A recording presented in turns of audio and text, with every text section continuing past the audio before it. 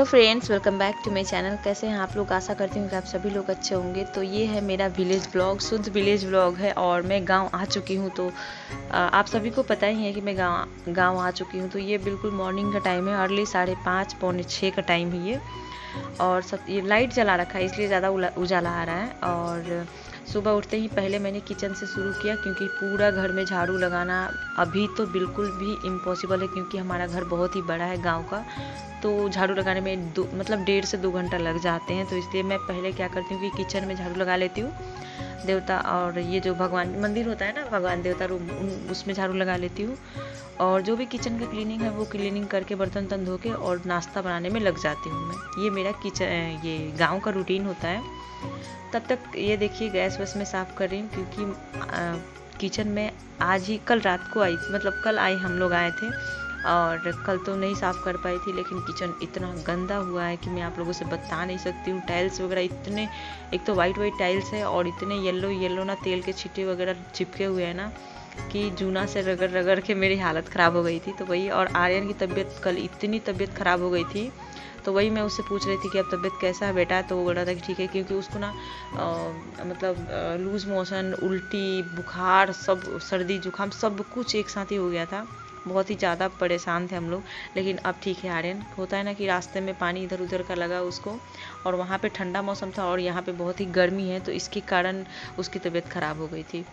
तो खैर यहाँ पे देखिए अभी तो ठीक है आर्यन। तो यहाँ पे देखिए मैं बर्तन धो रही हूँ, मैं गैस वैस साफ़ कर लिया मैंने। बहुत काफ़ी टाइम लगा था मुझे नीचे से भी, क्योंकि बहुत ही रगड़ रगड़ के टाइल्स वगैरह सब कुछ साफ़ करना था, क्योंकि नीचे भी बहुत ही ज़्यादा गंदा, मतलब गंदगी बैठ गई थी। तो सब पोछा ओछा लगा लिया मैंने। और अब मैं चाय बना रही थी।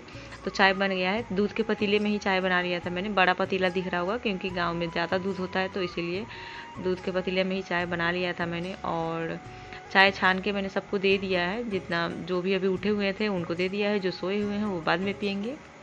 और यहाँ पे ये मेरी ननद है, फुआ जी की लड़की हैं ये। तो ये काट रही थी भुजिया नाश्ता के लिए, और आरोही घूम रही थी, ऐसे ही उठ गई थी वो। तो ये भुजिया ना सुबह सुबह एक हमारी बुआ जी की एक छोटी वाली लड़की है, तो वो जाएंगी स्कूल अभी।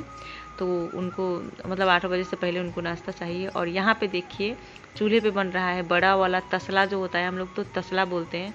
तो ये हमारी ननद है, छोटी वाली ननद है। तो ये बना रही थी इसमें चावल। तो चावल के लिए पहले इसमें पानी रख दिया था चूल्हे पे इन्होंने। और क्योंकि इतना बड़ा चूल्हा गैस पे आप बनाएंगे तो उलट ही जाएगा, गिर जाएगा। और जितना भी जो चूल्हे का बर्तन होता है ना काला काला, तो वो मम्मी बैठ के धो रही थी, क्योंकि इन्होंने कहा कि तुम किचन का काम कर लो, मैं इधर का काम कर लेती हूँ। क्योंकि एक इंसान अकेला कहाँ कहाँ करेगा। तो सच बताऊँ, रियल बताऊँ, मेरी सासू माँ बहुत ही अच्छी है। मैं दिल से बता रही हूँ, ऐसा नहीं कि मैं बड़ाई कर रही हूँ, बिल्कुल भी नहीं। बहुत ही अच्छी हैं। मतलब बेटी बहू में फ़र्क बिल्कुल भी नहीं करती हैं कि मेरी बेटी ये है, बहू है। ये ना बराबर नज़र से देखती हैं और उतना ही बोलती हैं कि तुम काम करते करते थक जाती हो, अकेला कितना काम करोगी, मैं भी हेल्प करूँगी। और ये हमारी ननद और नंदोसी हैं। ये जो बैठे हुए थे, बड़ी वाली सबसे बड़े ये हमारी ननद है, और उनके हस्बैंड है ये जो बैठे हुए थे। और आर्यन का हो रहा था प्यार, क्योंकि भतीजा था, लाडला भतीजा था। प्यार तो आरोही को भी बहुत करते हैं, लेकिन आर्यन ना पहचान नहीं पा रहा था कि कौन बुआ का किसका मतलब क्या नाम है। तो वही वो बता रही थी कि मेरा नाम ये है, वो है। तो वही लाड़ प्यार चल रहा था बुआ और भतीजे का। और गांव में तो बहुत कोई प्यार करने वाला हो ही जाता है।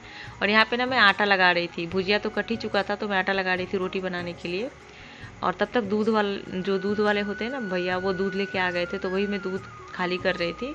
तो यहाँ पे भैंस का दूध आजकल आ रहा है, क्योंकि दही वही जमाने के लिए ना ठंडा में ना हम लोग आजकल भैंस का ही दूध ले रहे हैं। तो दूध इतना परिवार ज़्यादा मतलब इकट्ठा हुआ है, पूजा वूजा था ना, इसलिए सब लोग जुटे हुए हैं। और शादी, हमारे देवर की शादी भी फिक्स हो रही है, तो एक साथ आप लोगों को, इसीलिए मैं कुछ ज़्यादा ही बिजी हूँ। तो मैं रक्षाबंधन तक बहुत ही ज़्यादा बिजी रहने वाली हूँ, उसके बाद मैं फ्री हो जाऊँगी। क्योंकि मेरे घर में अभी आप लोगों को बता नहीं सकती 45 लोग आए हुए हैं, गेस्ट आए हुए हैं। तो आप लोग समझ सकते हैं कि इतने लोगों के बीच में। और मैं अभी वॉइस ओवर कर रही हूँ, पता है कब? 1 बजे रात को वॉइस ओवर कर रही हूँ मैं। अभी मैं आई हूँ काम करके और अभी फ्री हुई हूँ, तो मैं 1 बजे रात को वॉइस ओवर कर रही हूँ। तो चावल उन्होंने डाल दिया था। तो ये देखिए मैं आँच लगा रही थी जैसे। और रोटी मैं इधर चूल्हे पे ही बनाऊँगी, चावल और रोटी। और उधर दाल और भुजिया उधर बन जाएगा, और सब्जी भी मतलब उधर ही बन जाएगा। जो बड़ा बड़ा काम है ना वो इधर ही कर लूँगी मैं। तो ये देखिए मैंने जलावन लगा दिया है, और ऐसा नहीं है, जितना हो सकता है मैं बना लेती हूँ। कभी कभार थोड़ा दिक्कत तो होती है, लेकिन ऐसा कुछ नहीं है, क्योंकि गांव में जो चूल्हे का खाना बनाने का जो मज़ा है ना वो एक अलग ही है, यादगार पल होता है ये सब।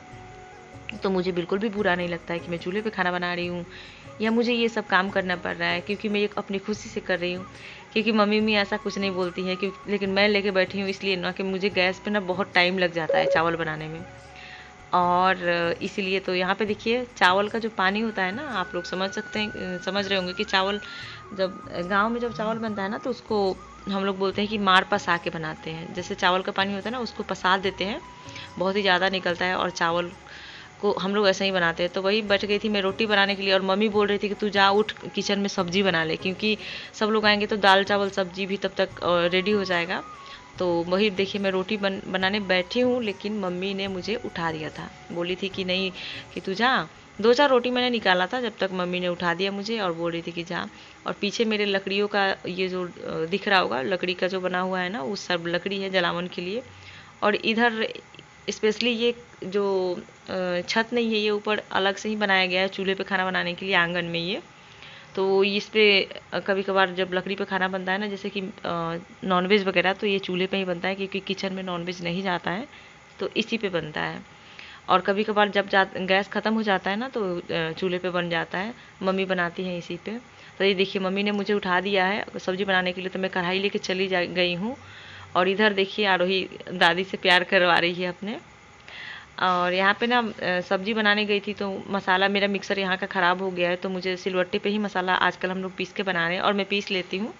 थोड़ा टाइम लगता है लेकिन मैं पीस लेती हूँ। तो सब मसाला तो था, लेकिन लहसुन अदरक और जीरा मरीच नहीं था। अदरक लहसुन तो वैसे भी पिसा हुआ नहीं रहता है, और जीरा मरीच भी ख़त्म हो गया था, तो वही मैं तीनों को पीस रही हूँ। और बाकी मिर्च वगैरह था तो वही पीस रही हूँ। और इतनी गर्मी थी कि आप लोगों को मैं मतलब बता नहीं सकती हूँ कि मेरी हालत, मेरी शक्ल देख सकते हैं कि इतने ज़्यादा मतलब शक्ल मेरे डल हो चुके हैं ना कि मैं क्या बताऊँ। गर्मी के कारण मेरी हालत ख़राब है यहाँ पे।